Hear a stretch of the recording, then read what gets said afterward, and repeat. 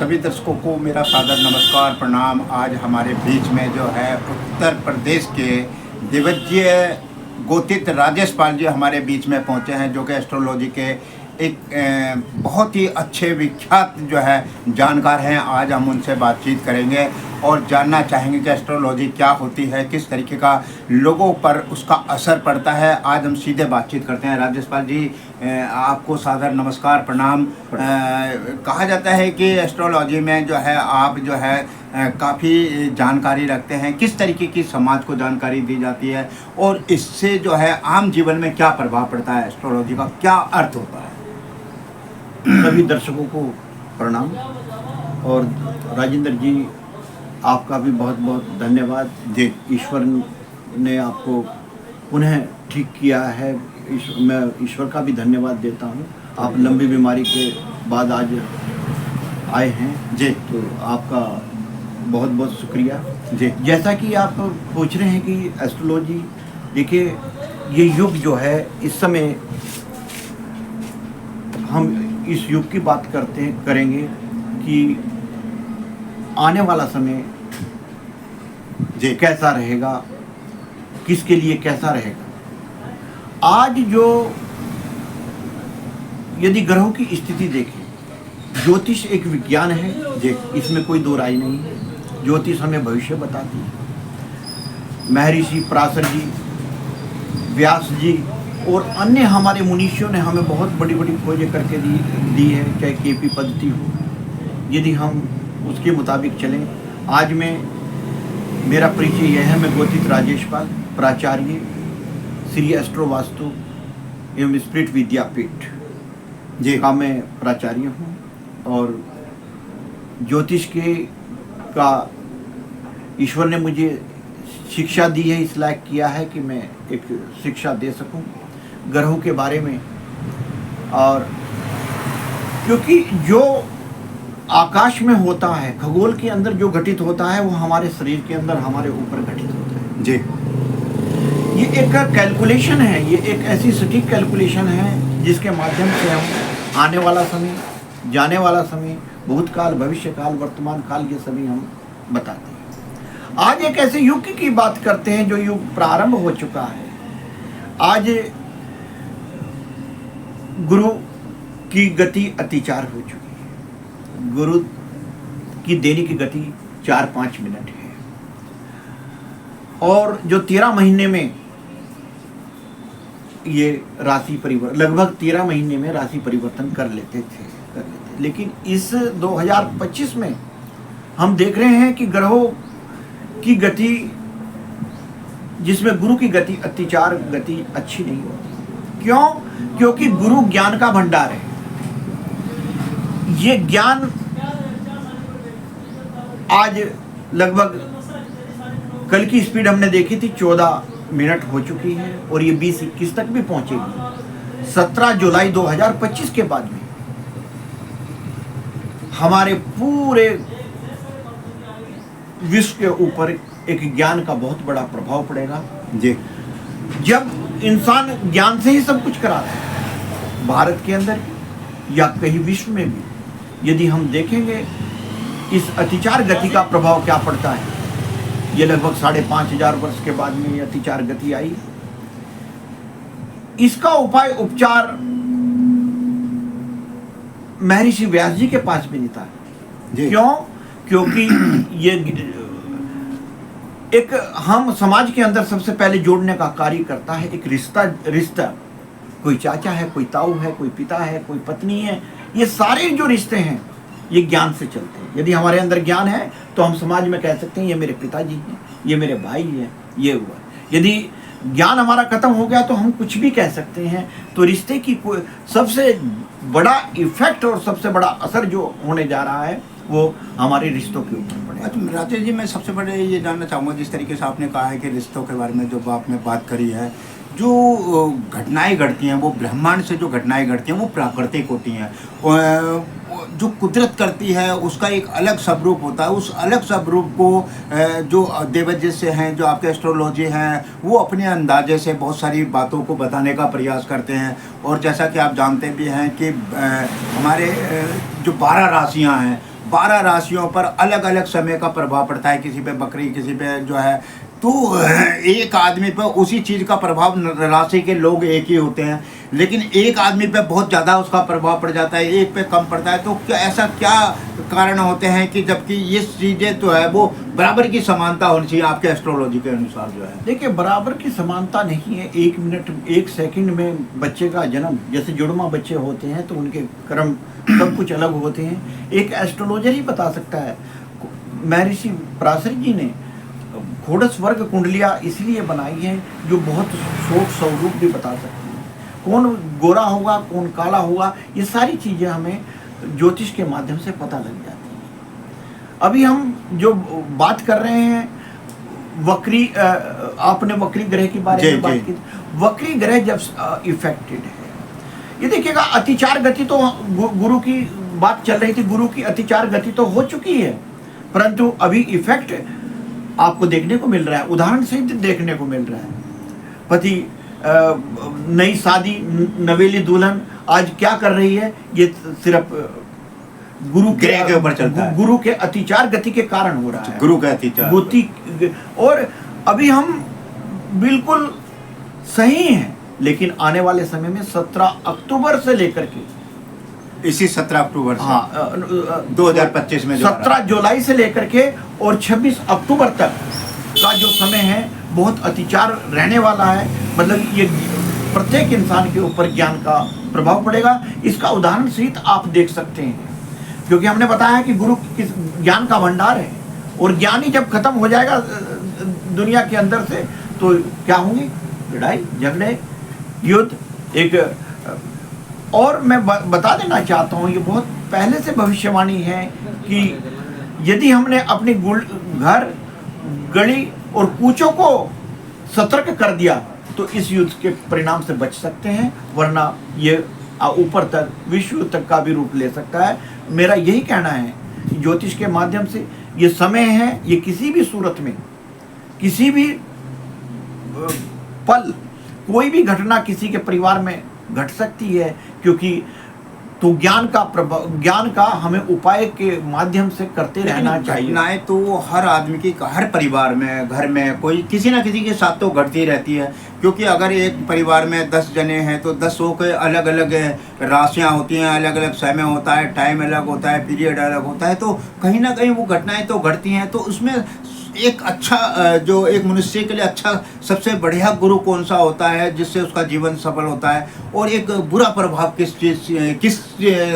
ग्रह से पड़ता है? देखिएगा, हमारे सबकी कुंडली में एक इष्ट ग्रह होता है, उसी से हम इष्ट देव निकालते हैं। सभी 12 लगन होते हैं, 12 लगनों के सबके इष्ट ग्रह अलग अलग हैं और इष्ट देव अलग अलग हैं। यदि हम इष्ट ग्रह की पूजा करते रहें, इष्ट ग्रह को एक्टिवेट रखें, उनके उपाय हैं, उपचार हैं, तो यदि हम अपने आप को इष्ट ग्रह को अपने संपर्क में, यानी कि इष्ट की पूजा पाठ या किसी भी माध्यम से हम उसको एक्टिवेट करते रहें, तो निश्चित रूप से उसका प्रभाव पड़ता है। और जो अकारक ग्रह है, एक कुंडली में एक अकारक ग्रह भी होता है, उस अकारक ग्रह से सावधान रहें, उसका डोनेट करते रहें, दान करते रहें, या अपने से उसके वस्तुओं को, या उसकी, सब ग्रहों की अलग अलग वस्तुएं होती हैं, उससे परहेज रखें। अच्छा राजेश पाल जी, मैं एक चीज़ और भी जानना चाहूँगा, आपकी जिस तरीके का एस्ट्रोलॉजी है, बहुत सारे अब ऐसे लोग आ रहे हैं जो लोगों के जीवन को डराने का भी काम कर रहे हैं। इस समय बड़ा ऐसा बताते हैं कि एस्ट्रोलॉजी के माध्यम से जो है बड़ा प्रभाव आपके ऊपर पड़ने वाला है, बहुत आफत आने वाली है। तो ये चीज़ें क्यों होती हैं, जबकि समाज में एक अच्छे एस्ट्रोलॉजी को, उसके मनुष्य के जीवन को प्रकाश डालने वाली बात होनी चाहिए। तो आजकल जब भी बहुत सारी चीज़ें ऐसी आ रही हैं कि लोग जो है मोबाइल के माध्यम से, दूरसंचार के माध्यम से लोगों को डराने का काम कर रहे हैं, तो ऐसे लोगों से कैसे बचा जा सकता है? देखिए, ज्योतिष भविष्य बताती है, अति नहीं बताती जी। और ये भी हमें संकल्पबद्ध है कि नेगेटिव चीज़ें प्रत्येक एस्ट्रोलॉजर को कुछ कम बतानी चाहिए, लेकिन सतर्क करने के लिए बतानी पड़ती है। जिस तरीके का जो अभी हमने बताया कि ये इससे कोई हमारी बातें सुन करके डरे, या उसका उपचार उपाय करें। तो यदि आप अपनी कुंडली या अपना फलित करा रहे हैं या आप तो डरने का कोई मतलब नहीं है। डरे ना, उसके उपाय उपचार करता है। आपके माध्यम से एस्ट्रोलॉजी का विशेष महत्व क्या है? एस्ट्रोलॉजी, ज्योतिष, भूतकाल, सिर्फ एक ही शिक्षा हमें ऐसी है जिसको ग्रहण करने के बाद में हम सतयुग जैसा आनंद ले सकते हैं। क्यों? ज्योतिष भूतकाल, भविष्यकाल और वर्तमान काल बताते हैं। जो हमारे साथ घटित होना है, जो हमारे साथ आगे होना है या पीछे होकर के चला गया, तो हमें पहले जानकारी है कि हमारे साथ ये होना है। जब सभी को इस चीज़ का पता लग जाएगा, ये शिक्षा अनिवार्य रूप से हो जानी चाहिए। सभी को जब ये पता लग जाएगा कि मेरे साथ कल क्या होना है, तो निश्चित रूप से एक सतयुग जैसा आनंद लिया जा सकता है। अच्छा, आज के समय में मैं आपके एस्ट्रोलॉजी के माध्यम से जानना चाहूँगा कि घर घर के अंदर जो है वो गृह कलेश से शुरू हो गए हैं।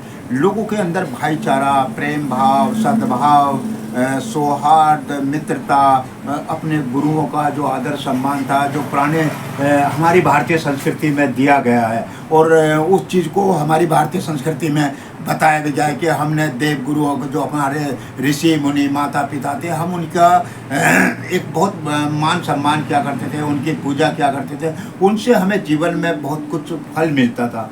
अब आपकी एस्ट्रोलॉजी भी आ गई है, बहुत सारे वैज्ञानिक तौर भी आ गए हैं, बहुत सारे इसके रास्ते भी बन गए हैं, लेकिन हमारी जो युवा पीढ़ी है वो कहीं ना कहीं जो है उस प्रभाव से गलत होकर के गलत मार्गदर्शन में जा रही है। तो उसको कैसे रोका जा सकता है?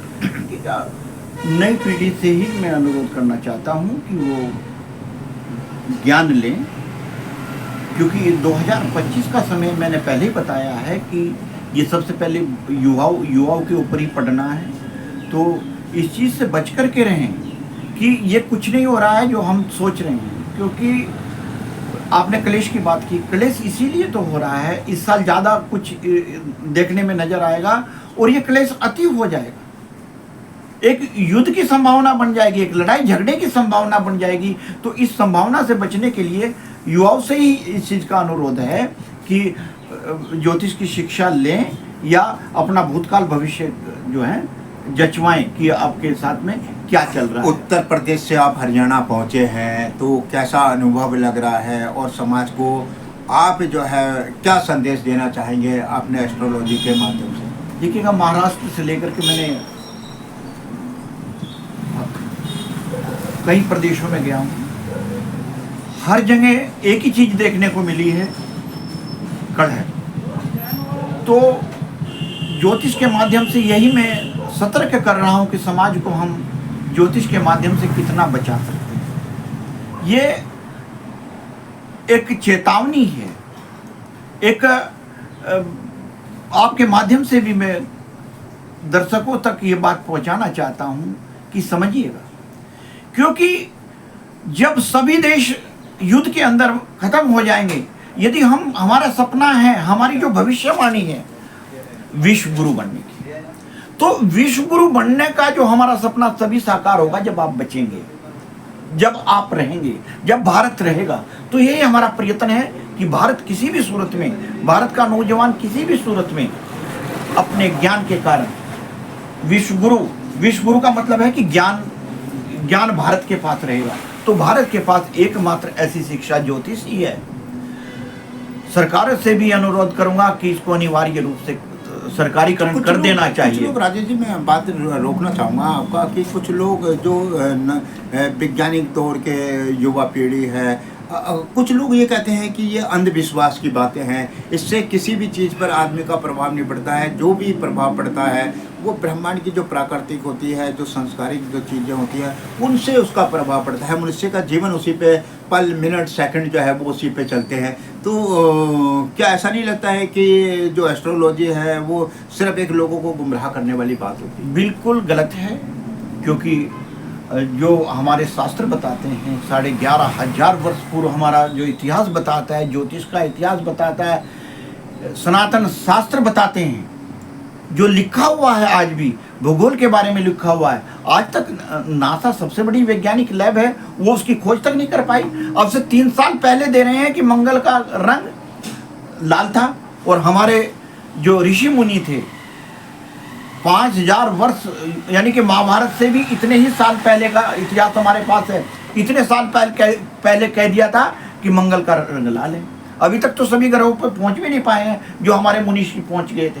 सभी ग्रहों का उन्होंने कलर भी बता दिया था कि किस तरह का कलर है। तो बहुत सारी चीज़ें जो हमें पढ़ाई गई हैं भूगोल के अंदर हम पढ़ते हैं।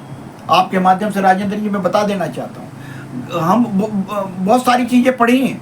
अभी खोज का विषय है, बहुत सारी चीज़ें खोज की विषय है। वैज्ञानिकों ने हमें बताया कि पृथ्वी जो है सूर्य का टुकड़ा थी, या सभी ग्रह सूर्य का टुकड़ा था, एक पानी के रूप में।